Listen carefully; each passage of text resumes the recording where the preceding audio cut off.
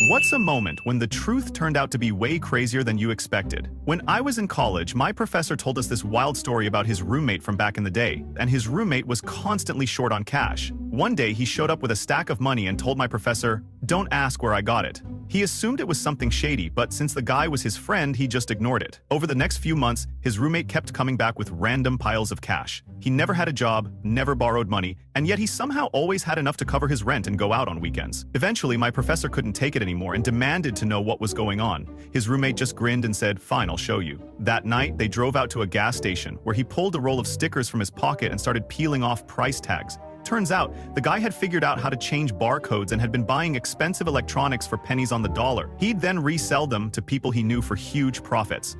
My professor freaked out, told him he was insane, and refused to have anything to do with it. A year later, his roommate got arrested for fraud. He had been doing this at stores all across the state, and it finally caught up to him.